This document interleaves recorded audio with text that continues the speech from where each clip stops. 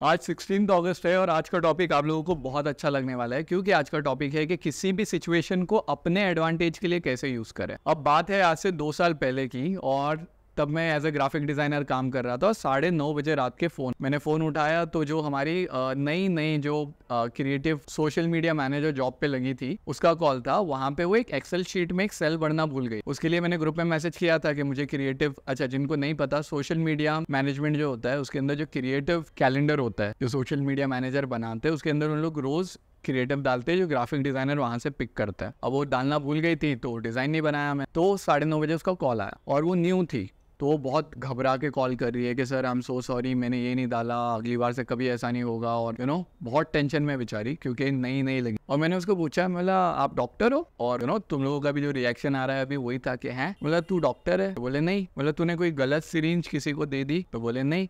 तो बोला कोई मर गया? नहीं। तो इतने टेंशन में क्यों? एक सेल है जिसकी वजह से जो क्रिएटिव है वो थोड़े टाइम बाद बनेगा, ठीक है ना, इतना परेशान होने की क्या जरूरत। ये सेम चीज हम हमारी लाइफ में करता है। तो सबसे पहले तो जो भी सिचुएशन है उसको एज अ सिचुएशन देखो। उससे पहले लेट्स जैसे सिचुएशन बहुत खराब, तो साहिर का एक शेर है, साहिर लुधियानवी साहब का, कि 1000 बर्क गिरे, बर्क मतलब लाइट, 1000 बर्क गिरे 1000 आंधियां उठे, वो फूल खिल के रहेंगे जो खिलने वाले। तो भले ही कोई भी सिचुएशन हो जाए, डरने की कोई टेंशन। आर्टिस्ट लोग बहुत ज्यादा डरते हैं अब, क्योंकि सिचुएशन हमारा क्रिएटिव फ्लो होता है ना, तो कुछ चीजें जल्दी समझ भी नहीं आती। अगर प्रोजेक्ट्स आ गए, अगर डेडलाइंस आ गए, तो इंसान अक्सर परेशानी में चले जाता है। अगर उसको क्रिएटिव लाइफ नहीं मिल रही है तो वो परेशानी में चले जाता है। आर्टिस्ट के बाद परेशान होने के बहुत रीजन, कुछ रियल होते हैं, कुछ हम खुद बना लेते। अब ये रियल हो या खुद बनाया हुआ हो, इसके बारे में बात कर। सबसे पहले अकाउंटिंग से बात करें कि लेजर से आपने कोई चीज की कीमत लगाई है 100 रुपए, आपने खरीदा था, उससे आपको 90 का वैल्यू मिला, ओके, और तो आपका लॉस कितना हुआ? 10 रुपए। अगर आपने कोई चीज खरीदी है 100 रुपए की और उसमें से आपको 120 का वैल्यू मिला,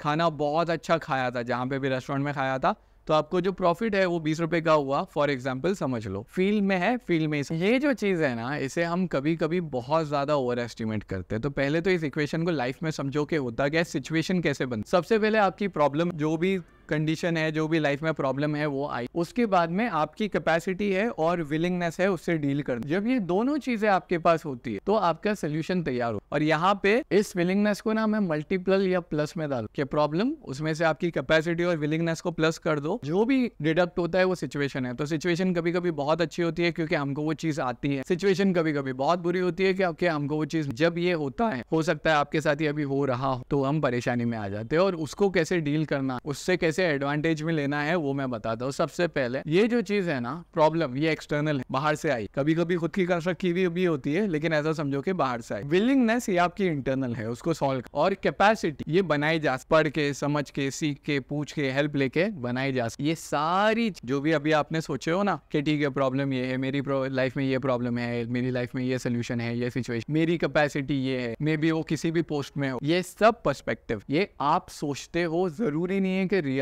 और ये अक्सर डिस्टॉर्टेड होता है। अभी यहाँ पे हमने एक सिंपल सोबर एग्जांपल देखा था ना कि 100 में से 90 गया तो लॉस कितने का हुआ? 10 का। अक्सर जब बिजनेस में लॉस होता है या कोई एक्स्ट्रा प्रोजेक्ट आ जाता है या कोई टीम मेंबर आपसे बहुत ज्यादा अच्छा कर रहा है टीम में, किसी और को क्रेडिट मिल गया, तो हमारा डिस्टॉर्शन इस लेवल पे चले जाता है। यहाँ पे हमने लगाया कि भाई हमारा जो प्रॉब्लम है या जो भी प्राइस था वो 5000 था, हमको उसमें से प्रॉफिट मिला है 200 का, और जो लॉस है वो 4800 होता है। उससे जो लर्निंग हुई है, जो कैरेक्टर डेवलपमेंट हुआ है, जो सीखने मिला है, हम सब भूल जाते। और इसीलिए बोलते हैं कि we suffer more in imagination than in reality. ये मेरे हिसाब से उसका रियल रिप्रेजेंटेशन है मैथमेटिक्स। तो अब पहले तो उस पर्सपेक्टिव को नॉर्मल करता है, ठीक है। अब कैसे करेंगे? दो चीज, पहले हमारी जो समझ है उस पर्सपेक्टिव के बारे में वो, और फिर हमको उस समझ को बदलना है। तो पहले अंडरस्टैंडिंग, और फिर जो अंडरस्टैंडिंग है वो कैसे आती है? सबसे पहले तो आप ये डर के सोच रहे हो कि आउटकम क्या होगा। अगेन साहिर का शेर है, आउटकम जो भी हो, इतनी बड़ी जिंदगी गुजरी है, यहाँ तक हैंडल किया है, कर लेंगे, पहली चीज। दूसरी चीज, अब उसको डायल डाउन करते हैं। आपके जो ख्याल है ना आउटकम को लेके, सिचुएशन को लेके, प्रॉब्लम को लेके, पहली बात तो आपके थॉट्स एग्जैजरेट है, ये एग्जैजरेटेड है, ये आप भी मानोगे। अब ये इक्वेशन जैसा हमने यहाँ पे देखा था, आपके थॉट्स एग्जैजरेटेड है, कोई चीज बहुत छोटी हुई है, आपको फील हो के बड़ी लग रही है, तो पहले तो उसको लेवल पे ला। उसके बाद में ये सोचो कि हम उस बारे में कितनी बार सोचते हैं। किसी ने अगर हमारे लिए किया, हम एक दिन थैंक यू बोलते हैं,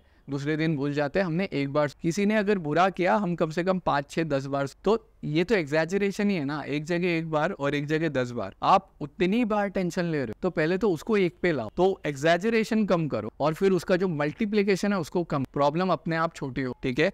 जितनी बार सोच रहे हो, सोचना बंद कर दो उस बारे में। कैसे करोगे ये लिखो, ओके। उस प्रॉब्लम के बारे में लिखो और उसको चिपका दो और बोलना बस यही है। एक बार सोच लिया, सोच के लिख दिया, लिख के खत्म। और नहीं, ये जो दोनों चीजें जब मिलती है ना, और जब इतना बड़ा एक आपके सामने राक्षस बन जाता है, वो होता है आपका मेंटल। यहाँ पे आप एक सीड हो जिसको बाहर निकलना ग्राउंड से, लेकिन ये जो मिट्टी है ना, इसको आपने खुद ही कॉन्क्रीट बना दी कि ये बहुत बड़ा मेंटल ब्लॉक है बॉस, मैं तो डील नहीं कर सकता, ये सिचुएशन बहुत बड़ी है, मैं कैसे हैंडल करूंगा, असाइनमेंट टाइम पे नहीं होगे। अगर ऐसा सोचोगे तो फिर होगे ही नहीं वो, क्योंकि इस बीज को मारा नहीं गया, वो अपने आप ही मरे। तो पहले तो इसे कंक्रीट बनाना बंद करो। और अगर ध्यान से देखो, कंक्रीट में से भी, पत्थर में से भी प्लांट हो, तो ये एक्सक्यूज तो नहीं चलने वाला, ठीक है। इसके बाद में हम इसको रिफ्रेम करें। रिफ्रेम के अंदर सबसे पहला आता है पावर।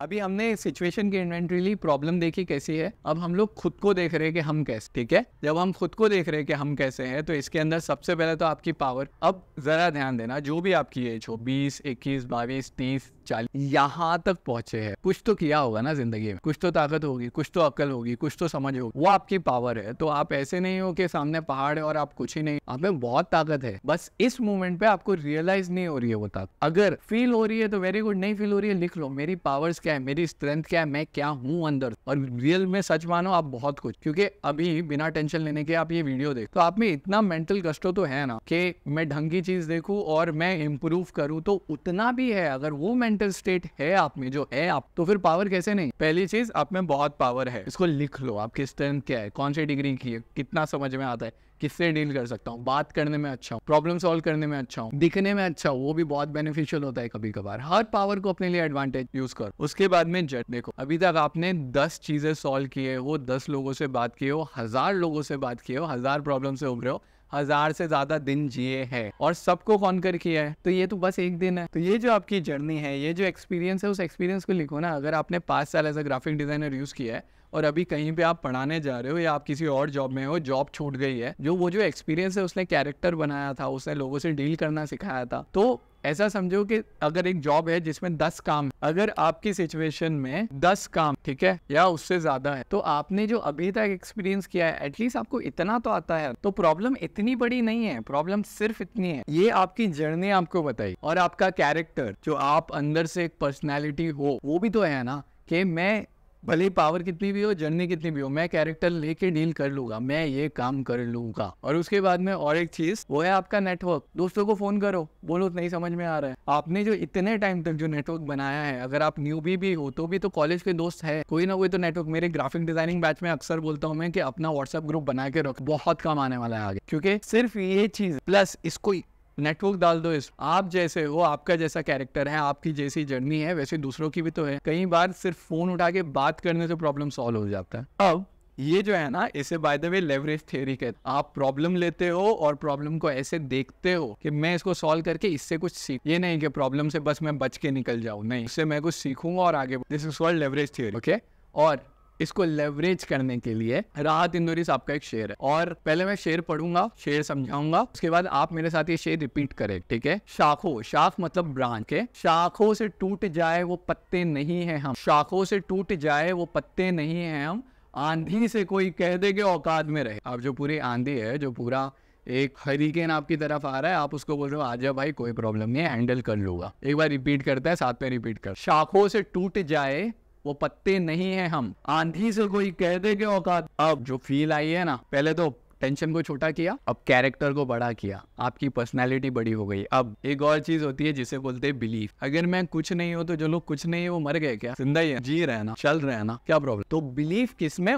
बनाने वाला। आप किसी भी रिलीजन के हो, बनाने वाला तो सेम ही, हमने अलग अलग नाम दे दिए और वो ध्यान दे रहा है ना, आपकी सांसें चल रही है, जिसको तो डॉक्टर भी कंट्रोल नहीं कर सकता। तो अगर आप जिंदा हो तो कुछ तो वजह है, और ये बिलीफ है कि जो भी हो रहा है वो आपके लिए हो रहा है, होने दो, चलेगा, चलने दो, कोई दिक्कत। अब हमने अपनी सिचुएशन देखी और सिचुएशन को उसकी औकात पे लेके आ गए। आंधी से कोई कह दे के औकात, हमने खुद को देखा और खुद को समझा कि हम क्या है, कैसे हैंडल कर सकते हैं। अब यहाँ अपना जो प्रॉब्लम है ना, अब हम उसको देख, क्योंकि हमारे इसमें दोनों इक्वेशन तो आ गए। अब सिचुएशन को देख ले, ठीक है। सबसे पहले सिचुएशन को हर एंगल से देखो, क्योंकि हम अक्सर क्या करते हैं पता है, एक ही एंगल से देख रहे होते हैं। उसको घुमाओ, उसके बारे में सोचो, उसके बारे में फाइनेंशियल एस्पेक्ट सोचो, कैरेक्टर एस्पेक्ट सोचो, पर्सनैलिटी सोचो, नेटवर्क में क्या आएगा सोचो, फ्यूचर में क्या आएगा सोचो, सब सोचो। अभी उसको सिर्फ एक एंगल से मत देखो, पास्ट में क्या हुआ तो वो भी सोच लो। चाहिए कंपनियां बैंकरप्टी है, लेकिन जब तक वो कंपनी चलती है तो लोग बड़े टेंशन में रहते हैं कि ये कंपनी का क्या हो जाएगा। अरे भाई, अगर आप सब कुछ भी कर लोगे तो हो सकता है कल बैंकरप्ट हो जाए, या वो बॉस जो आपको डरा रहा है हो सकता है वो कल आपके नीचे काम करे। तक टेंशन लेने की जरूरत। तो जो भी आपका सिचुएशन है ना, उसको हम उल्टा पुल्टा के देखें। हमें एडवांटेज ढूंढना है कि इस सिचुएशन से हमारा क्या फायदा होगा। अभी तक आप नुकसान ढूंढ रहे हो कि क्या हो जाएगा, अगर नहीं हुआ तो क्या होगा, अगर नहीं हुआ तो भी क्या फायदा हुआ वो तो सोचो। मैं मेरी एक स्टोरी बताता हूँ। एक बार जब मैं फोटोग्राफी में नया नया आया था ना, तो पहली बात तो कोई लीड नहीं था, कोई नेटवर्क नहीं था, कुछ ही पता है। तो एक कहीं से कॉल आया कि कोई अमेज़न के शूट के लिए जॉब पे रख रहे लोग, और कुछ उसका महीने का पे 7,000 था। अब मेरे पास जब जॉब नहीं था, एक्सपीरियंस नहीं था, तो हम डर जाते हैं। तो उन्होंने बोले कि आपका पोर्टफोलियो बना के भेजिए। तो मैंने 2 दिन में सारी जितनी फोटोग्राफी कर सकता था कर लिया, उसको पोर्टफोलियो बना के भेज दिया, और रिजेक्ट हुआ। बुरा लगा उस वक्त, पर उसी के